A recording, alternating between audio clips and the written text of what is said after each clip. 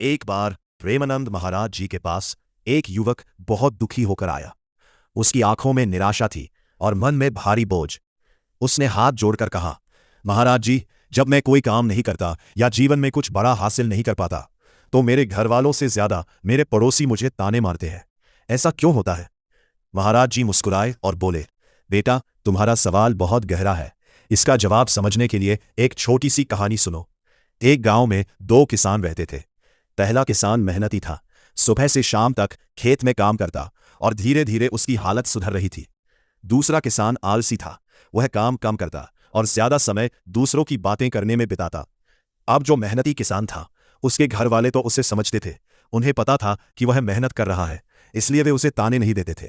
लेकिन गांव के दूसरे लोग, खासकर पड़ोसी, उसकी हर छोटी बड़ी चीज पर नजर रखते थे। अगर वह किसान थोड़ा भी आराम कर लेता तो पड़ोसी कहते, देखो अब काम छोड़ दिया, आगे कैसे बढ़ेगा। और अगर वह सफल हो जाता तो वही लोग कहते, इसकी किस्मत अच्छी है, मेहनत से क्या होता है। दूसरी तरफ जो आलसी किसान था, उसके घरवाले तो उसे रोज समझाते थे, लेकिन पड़ोसी उसे देखकर मजाक उड़ाते। कुछ काम नहीं करता, बस बैठा रहता है, इसका क्या होगा। महाराज जी ने युवक की ओर देखा और बोले, बेटा, पड़ोसी ताने इसलिए मारते हैं क्योंकि वे तुम्हारी जिंदगी को बाहर से देखते हैं, अंदर से नहीं समझते। घर वाले तुम्हारा दर्द जानते हैं, तुम्हारी स्थिति समझते हैं, इसलिए वे तुम्हें उतना कठोर नहीं बोलते। उन्होंने आगे कहा, पड़ोसियों का स्वभाव होता है तुलना करना। जब वे तुम्हें खाली देखते हैं तो उन्हें लगता है कि तुम उनसे पीछे हो, और यही तुलना उनके मन में अहंकार या असुरक्षा पैदा करती है। फिर वे ताने मारकर खुद को बेहतर महसूस करते हैं। महाराज जी ने एक और गहरी बात समझाई। जब इंसान खुद से खुश नहीं होता तो वह दूसरों में कमी ढूंढता है। पड़ोसी अक्सर तुम्हारी असफलता को अपना मनोरंजन बना लेते हैं, क्योंकि उन्हें अपनी जिंदगी में कुछ खास नहीं मिल रहा होता। युवक ध्यान से सुन रहा था। महाराज जी बोले, लेकिन बेटा, असली सवाल यह नहीं है कि पड़ोसी क्या कह रहे हैं। असली सवाल यह है कि तुम खुद क्या कर रहे हो। अगर तुम मेहनत कर रहे हो, अपने लक्ष्य की ओर बढ़ रहे हो, तो लोगों की बातें अपने आप बंद हो जाएंगी।